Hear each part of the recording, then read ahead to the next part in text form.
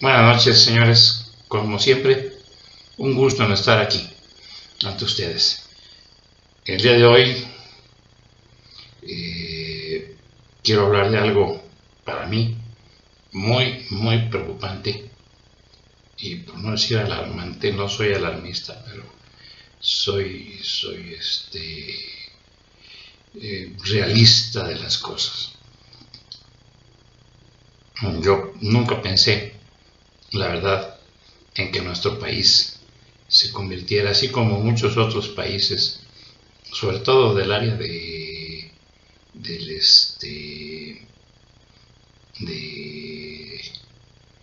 acá y las Bahamas, todos esos lugares, las islas, esas en las costas de Sudamérica, la parte alta, arriba de Brasil y Venezuela, toda esa área de ahí que tienen sus, se le denomina paraíso fiscal, que es a donde los capitales grandes, aparte de Suiza, que es otra cosa, es legal, vamos a llamarla así, y no porque acá sea ilegal, no, sino que aquí no tienen que pagar impuestos, no tienen que pagar no sé qué tantas cosas y se pueden esconder, no les piden que demuestren que sus ingresos o sus cuentas bancarias son bien habidas, por eso se le llama paraíso fiscal. No pagan nada, no les preguntan nada. Eso es lo que dicen. Yo nunca, la verdad, nunca he más que escuchado, nunca me he interesado siquiera leer acerca de esos paraísos fiscales. Así nuestro país es un paraíso terrenal, para llamarlo de una manera, de lo ilegal. México es el país más ilegal que pueda haber en el mundo, que de los que yo he visto. Digo, hay otros donde los golpes de estado,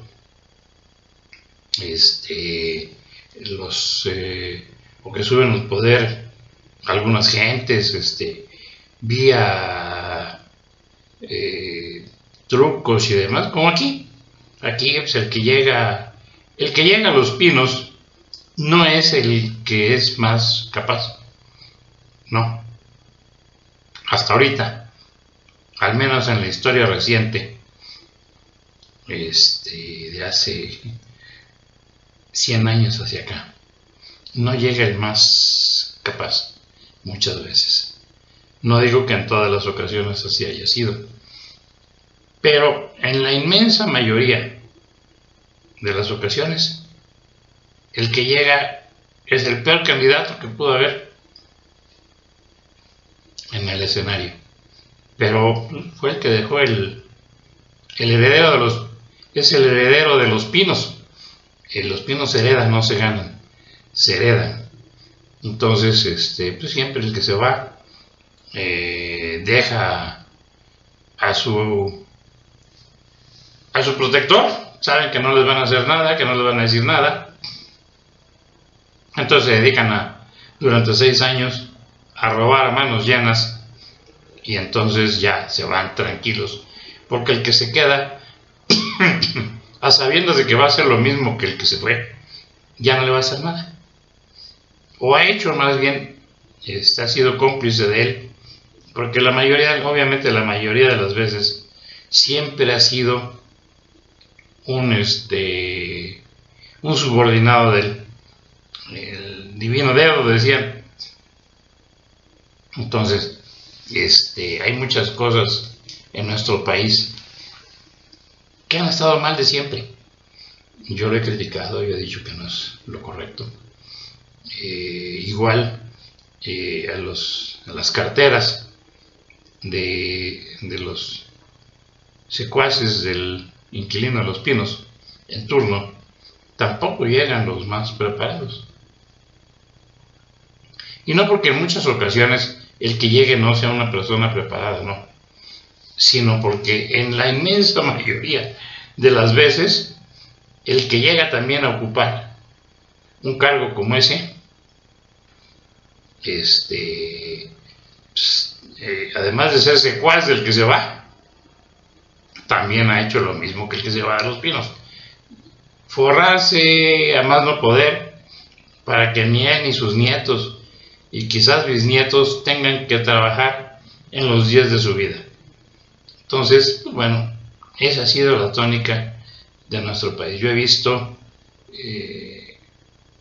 gentes con preparación, sí, pero con una rapacería terrible, que arrasan con la quinta y los mangos. En la inmensa mayoría de las veces nada más se les remueve: vete a tu casa, ya te llevaste bastante, ahora vete a tu casa.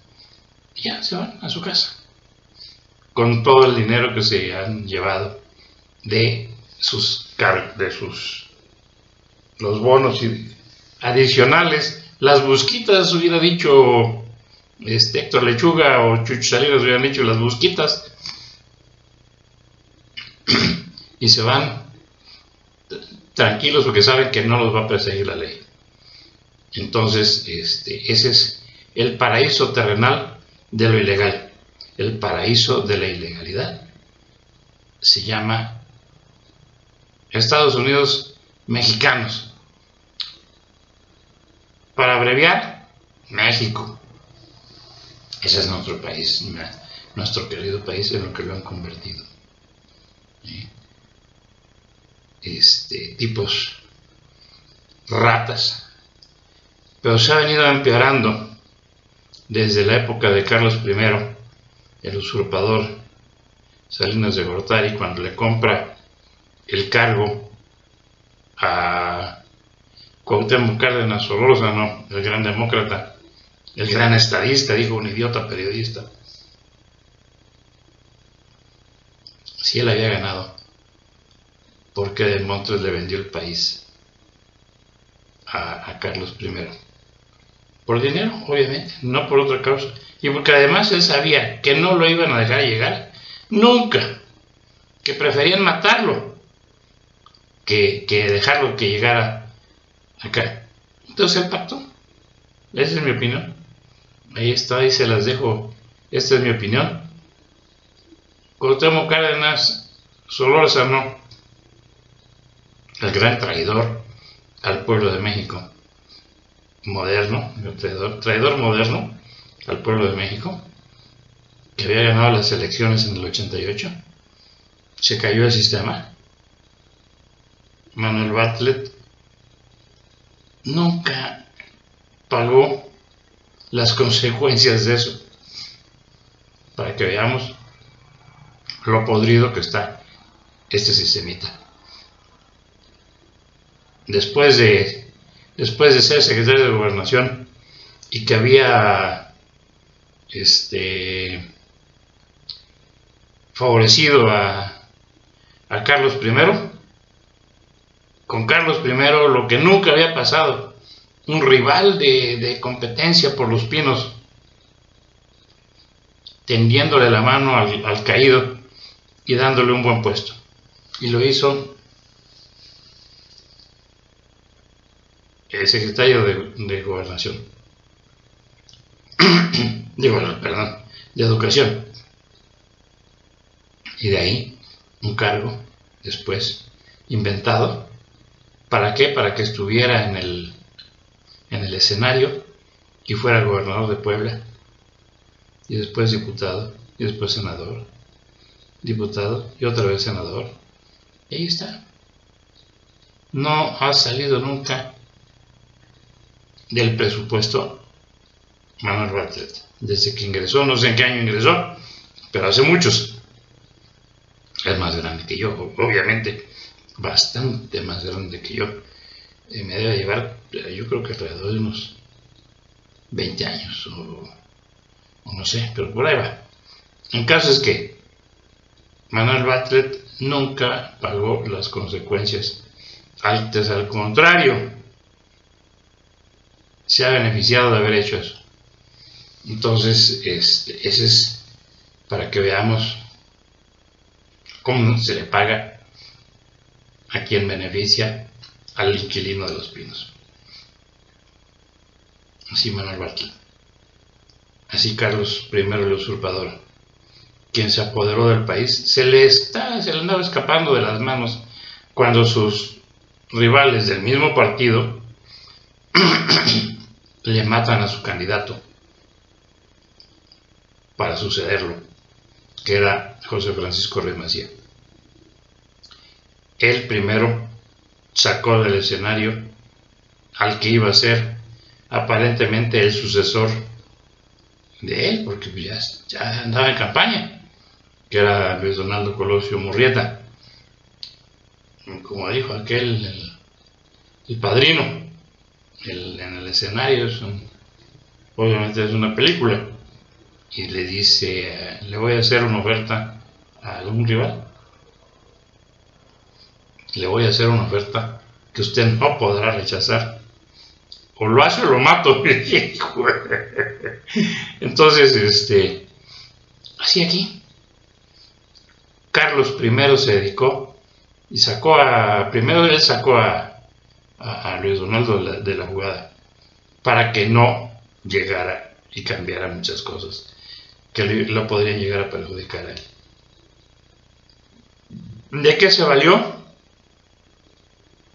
Del dichoso discurso del 5 de marzo en la explanada del Monumento de la Revolución. Como decíamos nosotros, de la revolución, que llega desde la época de que triunfó la revolución, que llega el grupo Sonora al poder, primero con Venustiano Carranza, que resultó una hermanita de la caridad comparada con todo lo que vino después y todo lo que ha llegado ahora a fechas recientes. En fin, ayer en la noche, después de haber subido mi plática, fui a ver la televisión, puse el noticiero Hechos, porque me cae bien el grupo ese de dos chicas, una es Mónica Garza, Carolina Herrera,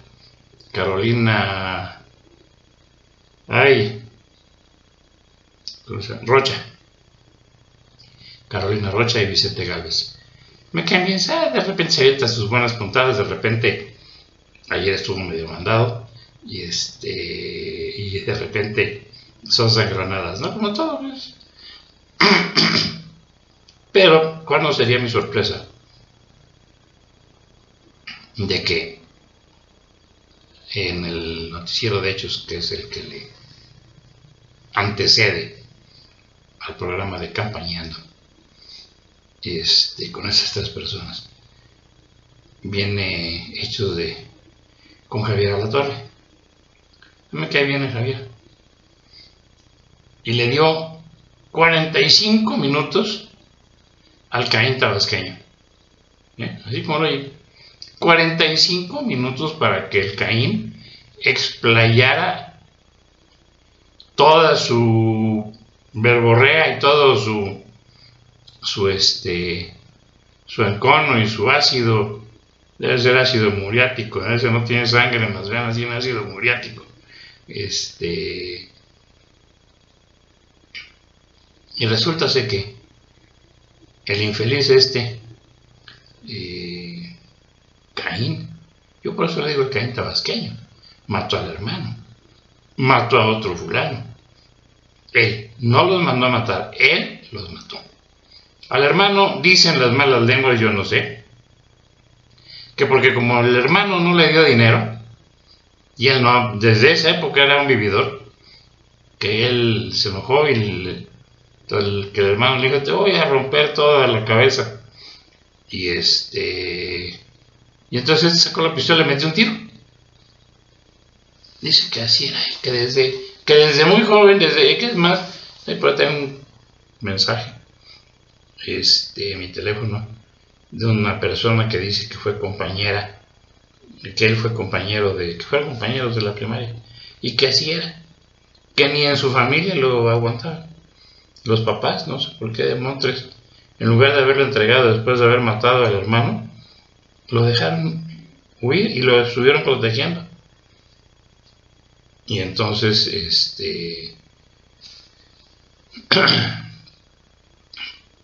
se da, y luego viene todo lo que ha hecho después de haber matado al hermano, después, porque primero mató al otro, al compañero de juego, porque le había pegado su felpa, él se lo quiso descontar y el otro se puso vivo y le puso una maraquiza, y entonces ya se lo quitaron, ya déjalo, no vale la pena, ya le ganaste, vámonos, y se iba yendo cuando por la espalda. Unos dicen que era con la pelota de béisbol, otros dicen que era con una piedra. El caso es que con lo que haya sido, le pegó en la nuca y lo dejó en calidad de desconocido el pobre cuate. Quedó obviamente afectado de las funciones cerebrales, que apenas si podía caminar y no hablaba bien, y que, o sea, todo lo que hablaba nadie le entendía, babeando y demás. Entonces, que así vivió el pobre muchacho como 3 años. Se murió. Los padres de este infeliz asesino se lo llevaron y vivían en su villa, en Villateapa, lugar natal que él no es de Macuspana, que no sea güey, que no es de Macuspana, pertenece al municipio de Macuspana, pero ahora ya es Villateapa, pues ya es él, ya es municipio de Tabasco, ya, por favor. Y entonces antes era una delegación municipal, un pueblito del municipio de Macuspana, pero él en realidad es de Villateapa. Entonces los papás se fueron, perdieron lo que tenían, tuvieron que pagarle qué raro, al MP para que no hubiera seguimiento del caso, y se fueron de Villateapa para evitar que los familiares del herido lo fueron a matar. Entonces se fueron a Macuspana. Ahí es donde mata al hermano. Unos años después mata al hermano, que porque no le quiso dar dinero para mantenerlo, y entonces sacó la pistola y le metió un balazo.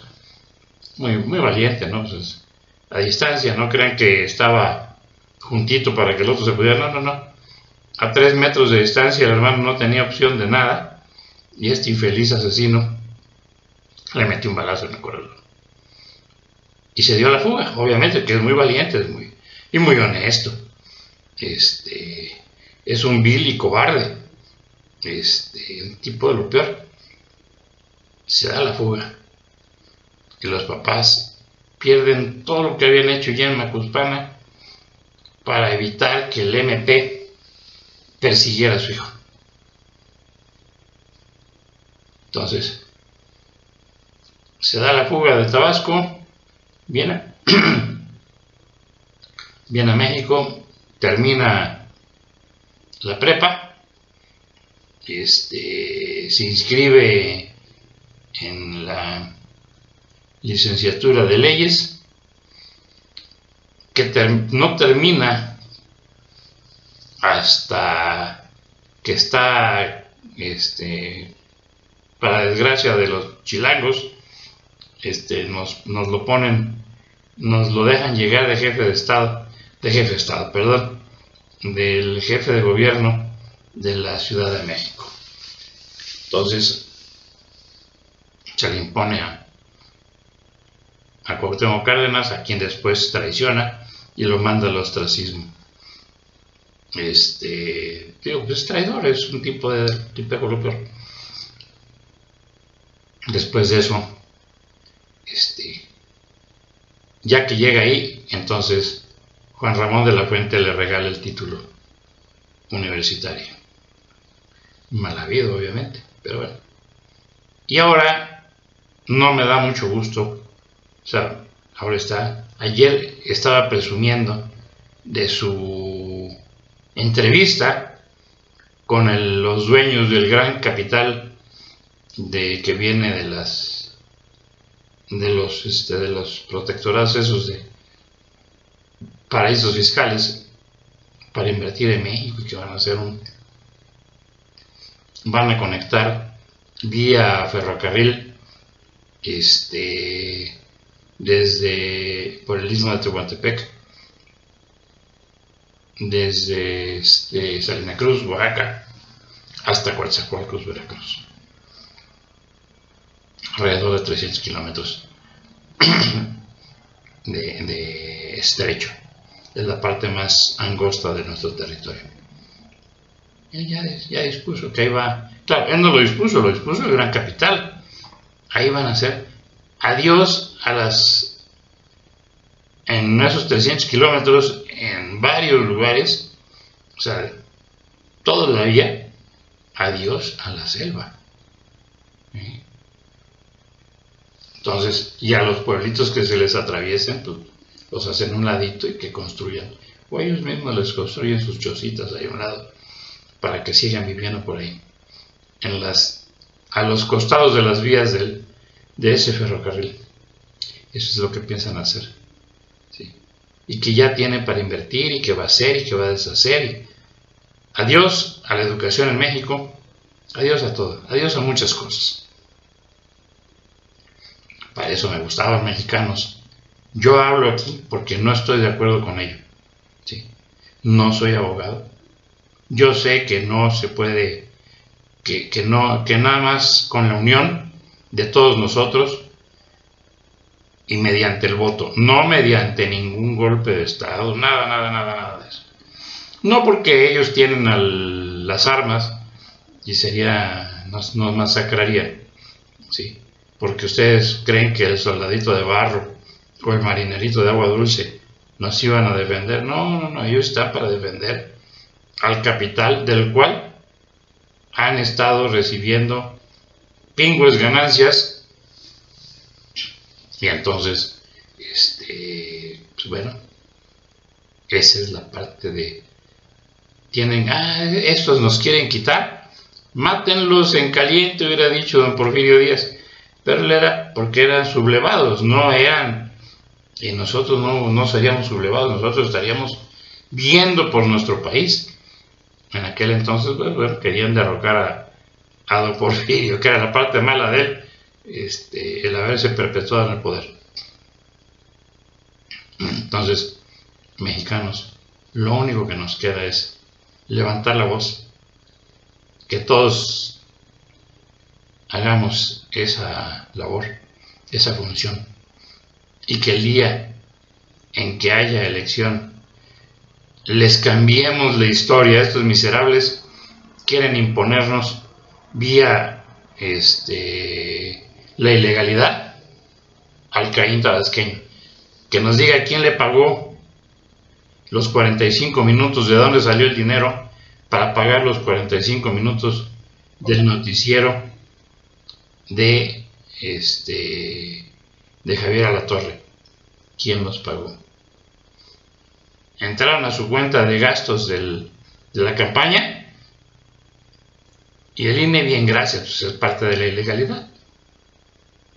Un INE cooptado por el baboso ese que desprecia a los nativos, bueno, no a los nativos, sí nativos, pero descendientes de las tribus o de los pueblos que poblaron originariamente ese territorio.